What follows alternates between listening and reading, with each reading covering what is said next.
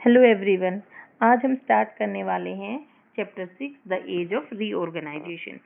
इस चैप्टर के स्टार्टिंग में ही कुछ देखो पिक्चर्स दी गई हैं आर्ट से रिलेटेड, जो कि इस पीरियड को दिखाती हैं कैसे यहाँ की पिक्चर्स थी, कितने उससे फाइन आर्ट की गई है। ठीक है, अब हम बात करते हैं जैसे जो कैरेक्टर हमने लास्ट चैप्टर में पढ़े थे भविष्य एंड ध्रुव, उनके बारे में एक छोटा सा लाइक दिया, कुछ ऐसा सिग्निफिकेंट नहीं है।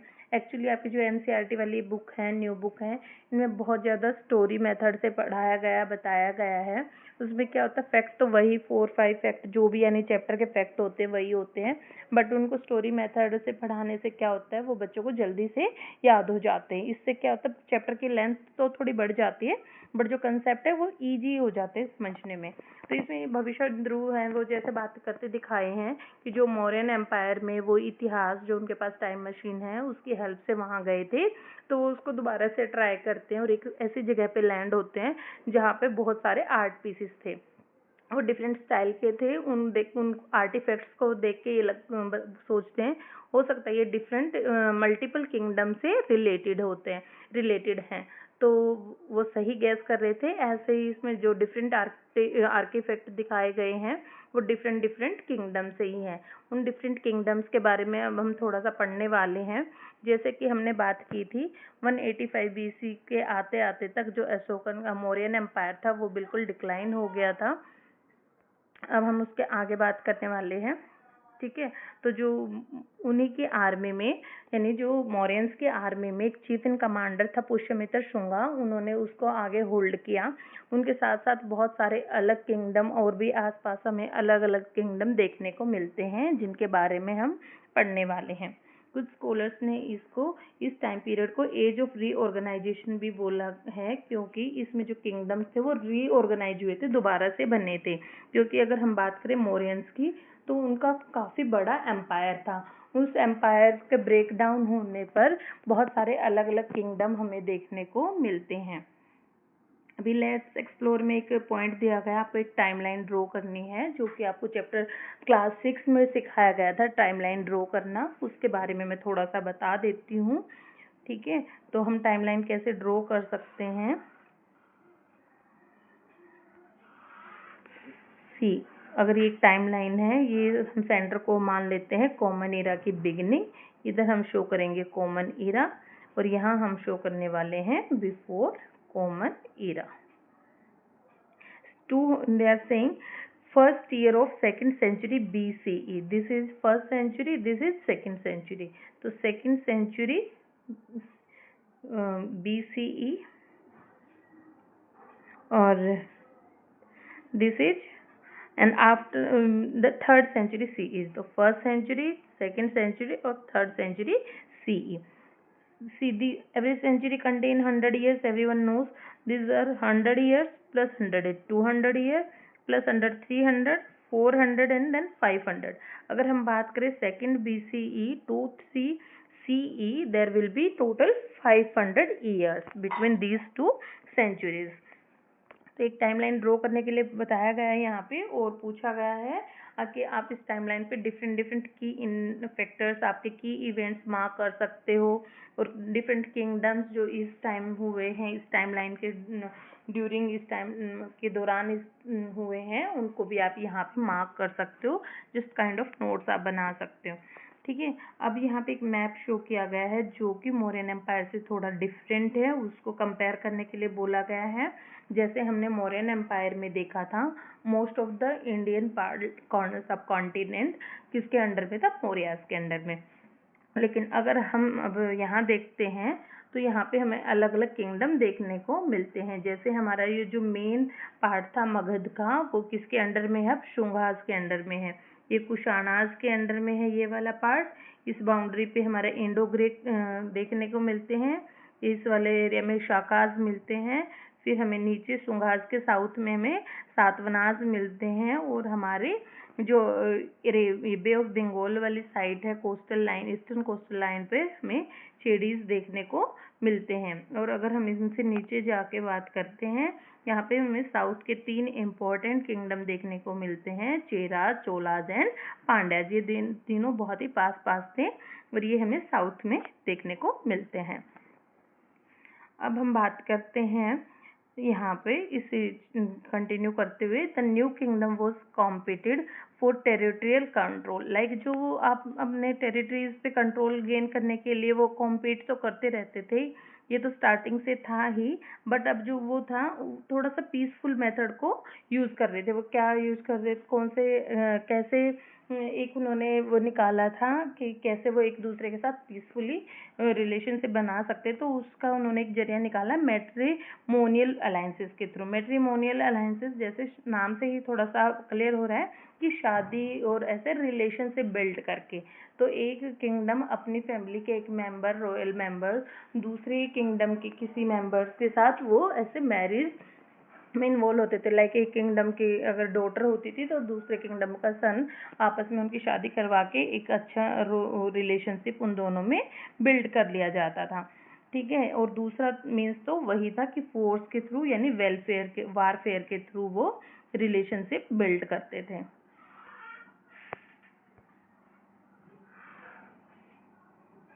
ठीक है, तो कंट्रोल करने के लिए दो ही मेथड वो यूज़ करते थे, या तो वो अटैक करते या फिर मैट्रिमोनियल रिलेशनशिप बना के।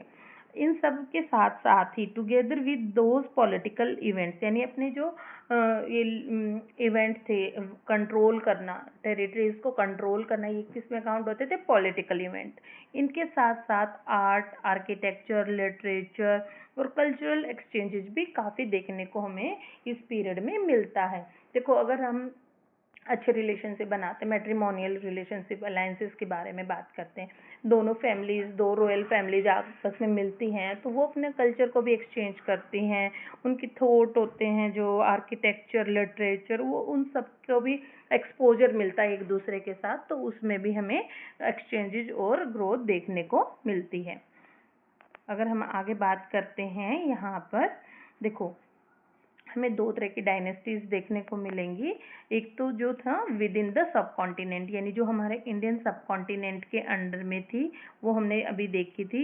शुंगाज साइड में चेडीज थे, सांतवनाज साउथ की साइड आते आते सांतवनाज, चोलाज, चेराज एंड पांड्याज। अगर हम आउटसाइडर सब कॉन्टिनेंट की बात करते हैं, जो दूसरे सब कॉन्टिनेंट से थे, तो वो हमें नॉर्थ वेस्ट वाले एरिया में हमें देखने को मिले थे। सबसे ऊपर हमें एंडो ग्रीक देखने को मिले थे, फिर शाकाज और कुशानाज देखने को मिले थे। ये हमारे तीनों ही क्या माने जाते हैं, इन्वेडर माने जाते हैं, और ये सब कॉन्टिनेंट का ही पार्ट थे।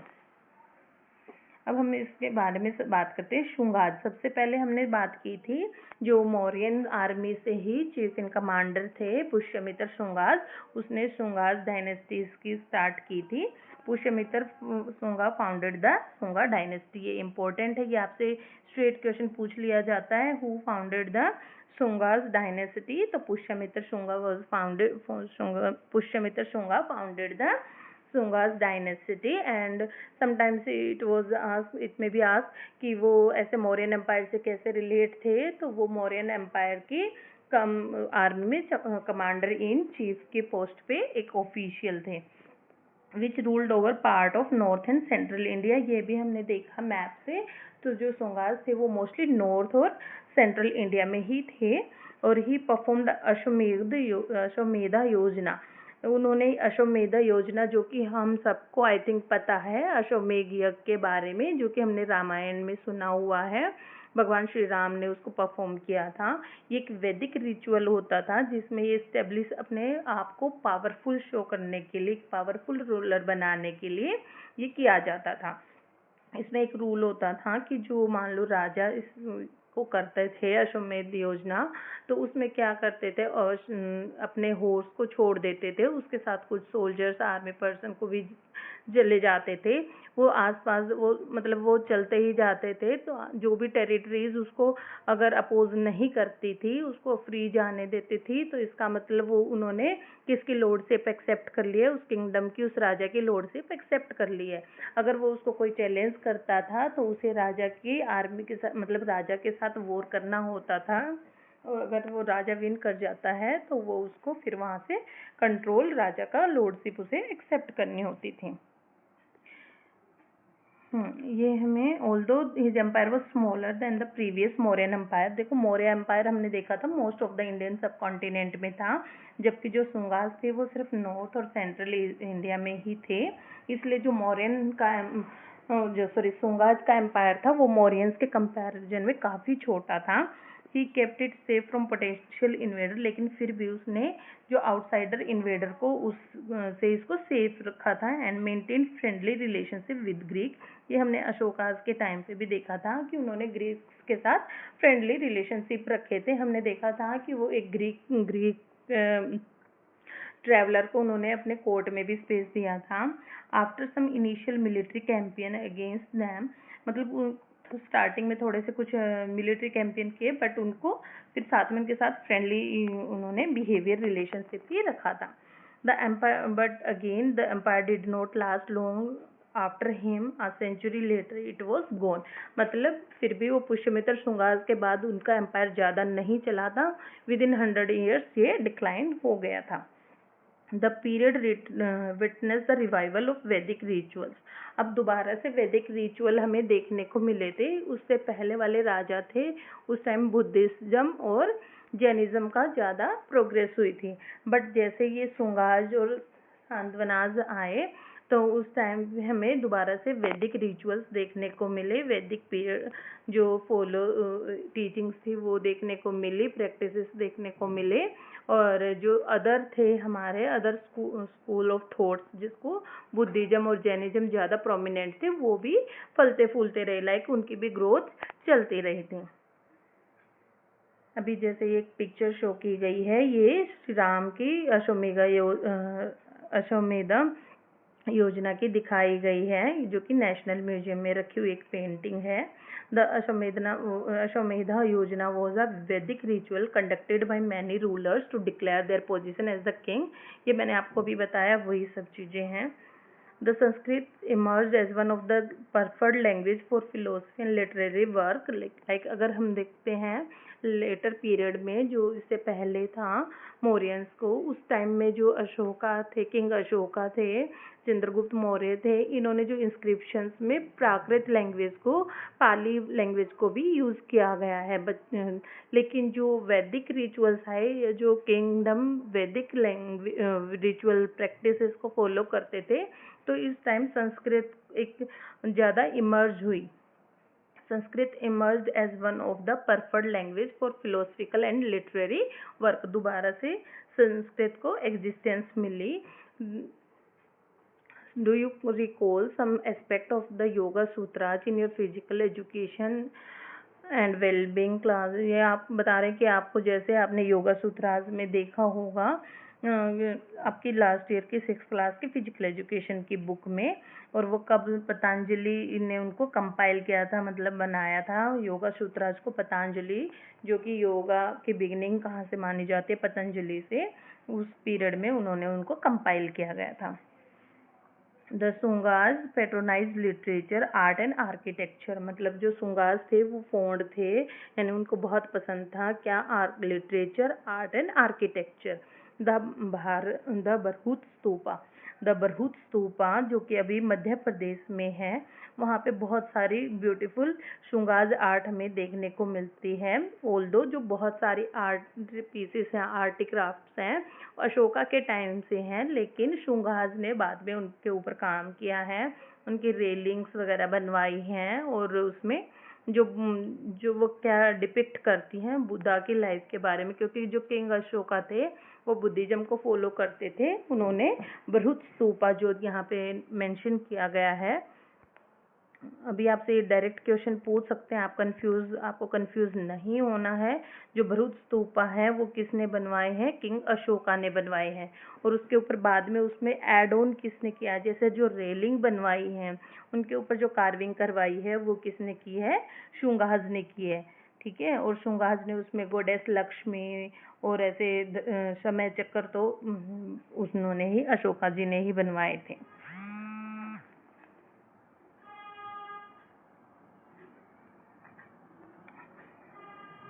देखो ये बरहुत स्तूपा के कुछ पिक्चर्स यहाँ पे दी गई हैं। जो ये रेलिंग्स आप देख रहे हो इमेज 1 में, ये शुंगास ने बनवाई हैं। और जो ये आप डिफरेंट डिफरेंट मास्टरपीसेस देख रहे हो, ये एलिफेंट के ऊपर ये समय चक्कर है और ये डिफरेंट डांसर सिंगर्स का एक ग्रुप है, ये उन्होंने बनवाया था अशोका ने।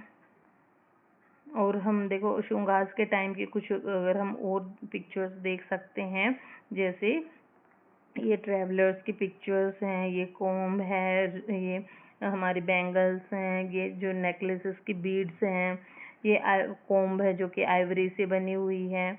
ठीक है, ये गोडेस की पिक्चर है। तो ये डिफरेंट डिफरेंट पिक्चर्स हमें शुंगास के टाइम से देखने को मिलती हैं। इस पिलर पे अगर हम एक पैनल को देखें, यहाँ पे जैसे ये वर्कर हैं कुछ काम कर रहे हैं, जैसे पिन जैसा डाल रहे हैं, और पीछे इन्होंने अपनी ड्रेस में कुछ यहाँ पे होल्ड करने के लिए कुछ बांध रखा है ताकि कुछ कलेक्ट कर रहे हैं, ऐसा लगता है। फिर ये इसमें कलेक्ट कर रहे हैं। ठीक है, तो यहाँ पे ये हमें डिटेल्ड पिक्चर्स हमें बहुत सारी देखने को मिल जाती हैं। अब हम बात करते हैं नेक्स्ट रूलर के बारे में, जिसका नाम है सातवाहनास।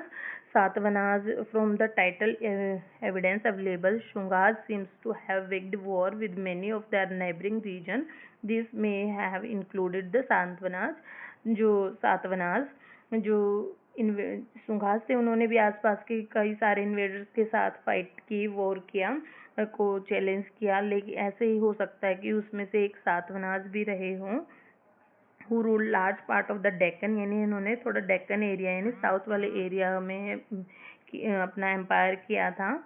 और ये भी कब से है, 2nd century BCE onward the Shungas empire the sometimes refer to the Andhras. The Satavahanas were a powerful dynasties. इनको आंध्रास भी बोला जाता था क्योंकि आंध्र प्रदेश हमारे साउथ का पार्ट है, तो ये सातवाहनास भी हमें साउथ वाले पार्ट में देखने को मिलते हैं। ये काफ़ी पावरफुल डायनेस्टी हुई है साउथ की, और जो हमें प्रेजेंट डे आंध्र प्रदेश में देख सकते हैं, जैसे तेलंगाना, आंध्र प्रदेश, महाराष्ट्र वाला एरिया। और इनकी जो सिटीज़ थी वो डिफरेंट डिफरेंट थी, जैसे अमरावती एंड प्रतिष्ठाना यानी Pathan. The trade and commerce appears to have flourished in the Satavahana kingdom. और इस टाइम यहाँ पे कॉमर्स यानी ट्रेड ज़्यादा हुआ। सी जो ओल्ड टाइम था, एंशियंट टाइम में जो ट्रेड होता था वो सी रूट के थ्रू ज़्यादा था। तो ये कोस्टल एरिया का एरिया था, कोस्टल एरिया था, इसलिए यहाँ पे ट्रेड ज़्यादा देखने को हमें मिलता है।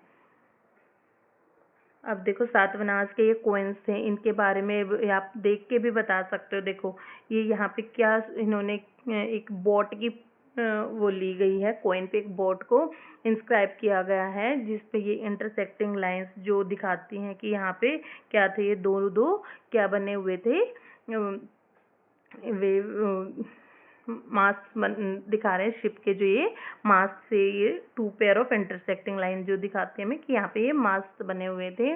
और ये यहाँ पे जो वेव्स हैं ये हमें क्या दिखाते हैं, ओशनिक वेव्स के बारे में दिखाते हैं। लाइक अगर आप देख पा रहे होंगे ना, ऐसे ऐसे पिक्चर्स बनी है, ये मास्ट बने हुए हैं।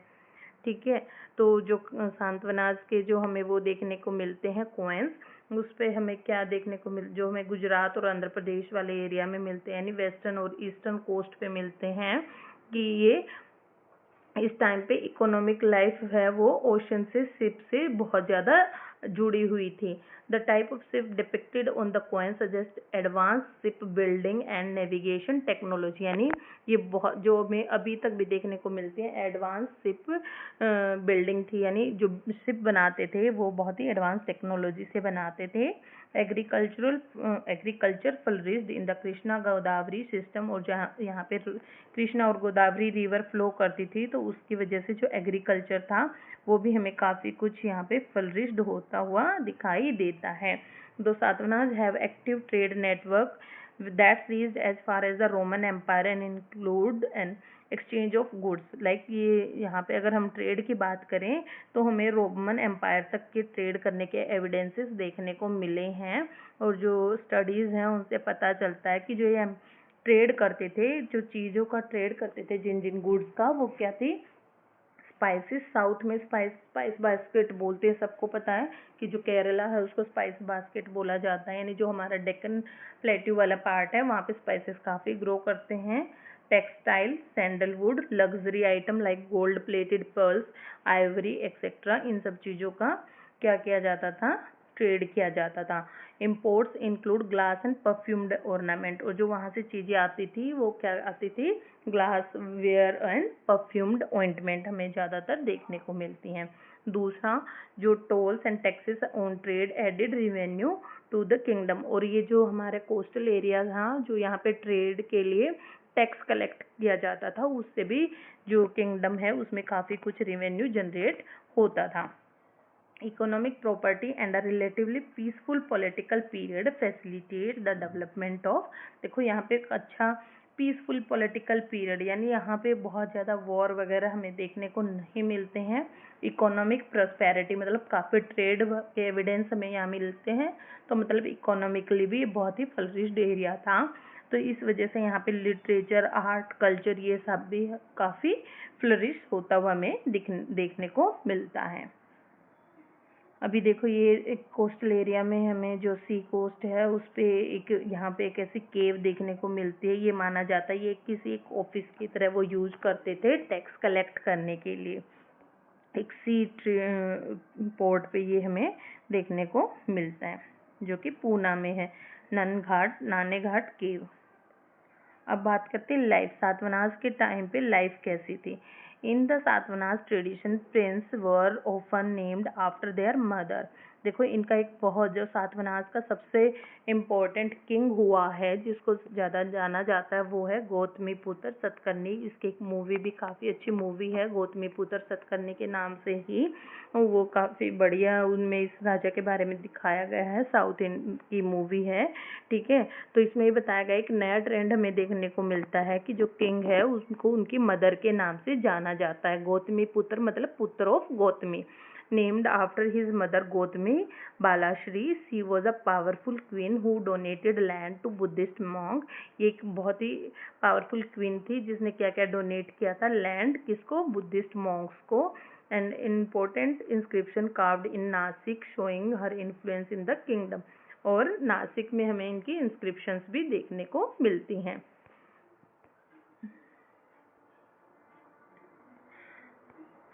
What according to you could the tradition? हाँ, अब ये अगर हम बात करते हैं यहाँ पे जो हमें नान घाट पे इंस्क्रिप्शंस मिलती हैं उसमें क्या है, Nane Ghat caves near Pune focus on Satavahana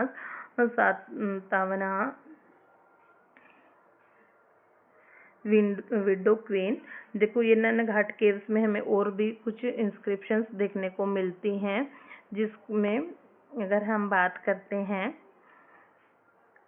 तो वहाँ की जो विडो क्वीन थी उसके बारे में हमें कुछ मिलता है, जैसे सेवरल वैदिक रिचुअल्स वो करते हुए, यानी उन इंस्क्रिप्शंस में उनके बारे में लिखा गया है कि कैसे कैसे वैदिक रिचुअल्स उन्होंने परफॉर्म किए हैं।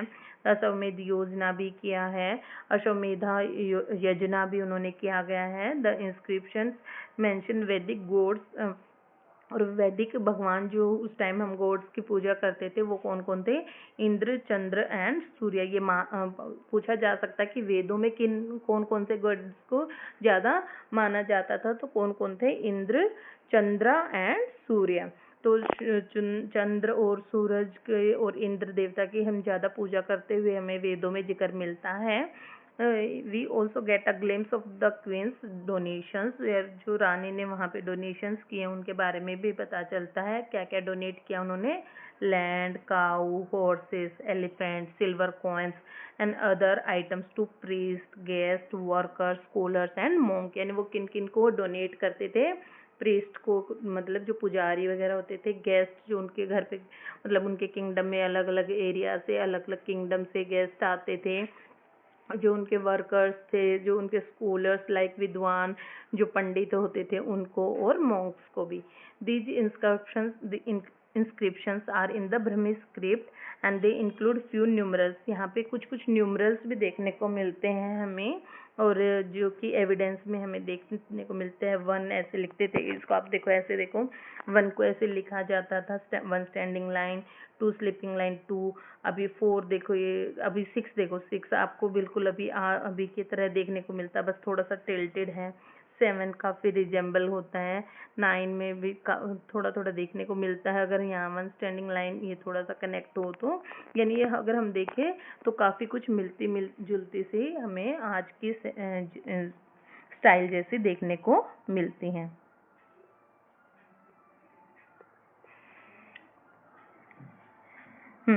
These look somewhat like our modern numerals। जो काउंटिंग हम आज के दिन करते हैं उनसे थोड़ा मिलता जुलता ही हमें ये देखने को मिलती हैं।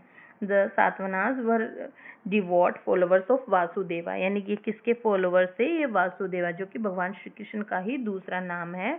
Also they also patronised other schools of thought, यानी कि वो अलग अलग धर्मों को भी मानते थे, बट जो मोस्टली वो किसको पूजा करते, किसके फॉलोवर्स थे? वासुदेवा के। विच फ्लरिश ड्यूरिंग देयर रूल, वो इसी टाइम उनका ग्रो हमें फ्लरिश देखने को मिलता है। For instance, Satavahana king often granted tax free agricultural land to Vedic scholars, Jain and Buddhist monks, यानी जो रिलीजियस स्कॉलर्स थे वो उनको, जो वैदिक स्कॉलर्स थे, जैन एंड बुद्धिस्ट मॉन्क्स थे, उनको उन्होंने टैक्स फ्री एग्रीकल्चरल लैंड दिया था। मतलब जो इनसे रिलेटेड जो मॉन्क्स थे डिफरेंट डिफरेंट रिलीजन के, उनसे वो टैक्स कलेक्ट नहीं करते थे और वो उनको हेल्प करते थे to pursue their studies and practices. मतलब और ज़्यादा वो स्टडी करें, अपनी प्रैक्टिसेस को और ज़्यादा करें, इसके लिए वो उनको एज ए हेल्प वो उनसे टैक्स नहीं लेते थे।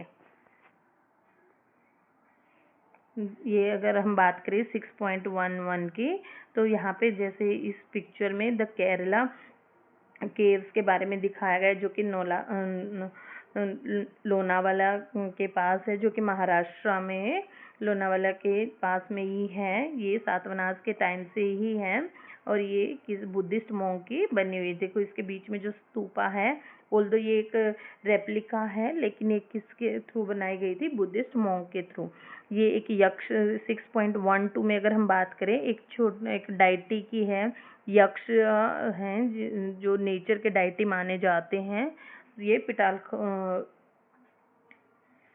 ये भी हमें महाराष्ट्र में पिटालकोरा केव्स में देखने को मिलते हैं।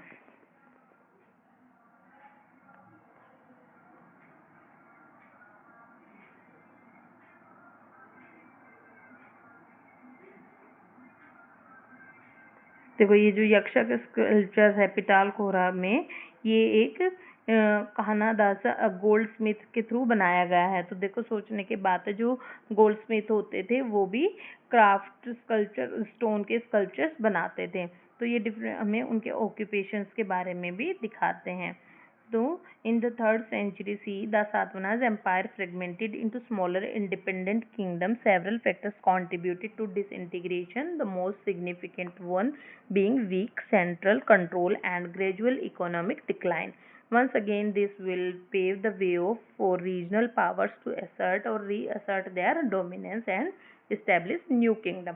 अभी देखो जो हमने बात की थी सातवाहनास के बारे में, उसमें भी क्या हुआ, जो गौतमीपुत्र सतकर्णी हुए उसके सक्सेसर इतने ज़्यादा स्ट्रॉन्ग नहीं हुए। जल्दी ही उनके बाद ये एम्पायर भी, ये किंगडम भी लॉस्ट हो गया, ठीक है। और जो दूसरे किंगडम थे वो ज़्यादा डोमिनेंट हुए और उन्होंने अपना किंगडम इस्टेब्लिश कर लिया।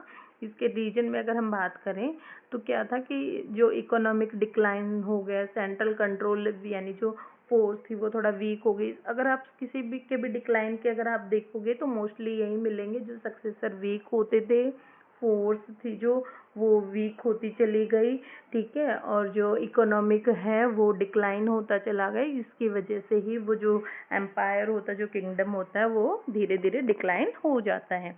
इस वीडियो में आज हम इतना ही कवर करेंगे। आगे का चैप्टर हम चेडीज, चोलाज, चेराज, पांड्याज के बारे में, ये बहुत छोटे छोटे से ही कंपैरेटिवली छोटे किंगडम हुए हैं, इनके बारे में थोड़ा दिया, बहुत ज़्यादा डिटेल नहीं है, वो हम नेक्स्ट वीडियो में कवर करने वाले हैं। इस वीडियो में इतना ही। अगर आपने पहले वाले 5 चैप्टर्स की वीडियो नहीं देखी है तो आप वो देख सकते हैं। अगर आपने अभी तक ये चैनल सब्सक्राइब नहीं किया है तो आप इस चैनल को सब्सक्राइब कर लीजिए। अगर आपको कोई डाउट है चैप्टर से रिलेटेड, आप कमेंट सेक्शन में उसको कमेंट कर सकते हैं, I will reply for that.